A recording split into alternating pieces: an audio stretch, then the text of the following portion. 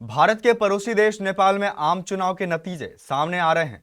इस चुनाव के नतीजे ने पूरे देश को हैरान कर दिया है। दरअसल जेनजी आंदोलन के बाद नेपाल में सत्ता परिवर्तन हो चुका है और इस बार नेपाल के युवाओं ने सभी राजनीतिक दलों को रिजेक्ट करके एक नए युवा नेता को प्रधानमंत्री चुना है।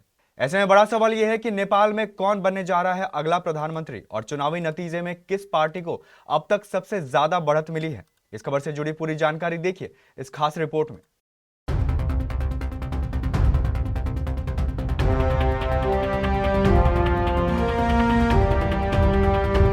नेपाल की राजनीति में बड़ा बदलाव देखने को मिला है। रैपर से नेता बने बालेन्द्र शाह ने पूर्व प्रधानमंत्री केपी शर्मा ओली को हराकर बड़ी जीत हासिल की है।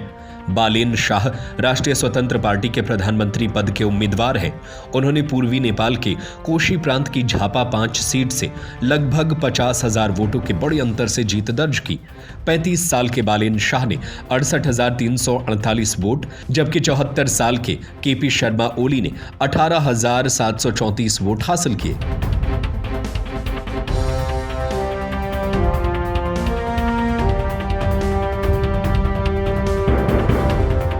इस जीत के बाद नेपाल में आरएसपी की अगली सरकार बनने की संभावना और बढ़ गई है। 165 सीटों पर शुरुआती रुझान सामने आ चुके हैं। सीटों में से 62 सीटें जीत ली है आरएसपी ने, जबकि 60 सीटों पर आगे चल रही बालेन्द्र शाह पहले 2022 में काठमांडू के निर्दलीय मेयर चुने गए थे।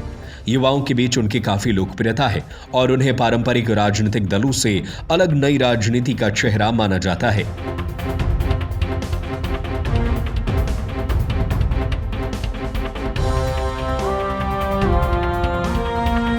पिछले साल सितंबर में भ्रष्टाचार और सोशल मीडिया पर प्रतिबंध के खिलाफ पूरे नेपाल में 2 दिन तक हिंसक प्रदर्शन हुए थे। इन प्रदर्शनों में जनरेशन जेड के युवाओं ने ओली के नेतृत्व वाली गठबंधन सरकार को गिरा दिया था। उस समय बालेन्द्र शाह को अंतरिम सरकार का नेतृत्व करने का प्रस्ताव दिया गया था, लेकिन उन्होंने यह प्रस्ताव ठुकरा दिया। उन्होंने कहा कि वे चुनाव जीतकर सरकार चलाना चाहते हैं। जनवरी 2026 में बालेन्द्र शाह रवि मालीछाने की राष्ट्रीय स्वतंत्र पार्टी में शामिल हो गए। इसके साथ ही कुछ समय बाद उन्हें पार्टी का प्रधानमंत्री पद का उम्मीदवार घोषित कर दिया गया। काठमांडू के मेयर के रूप में बालेन्द्र शाह ने कई सुधार कार्यक्रम शुरू किए।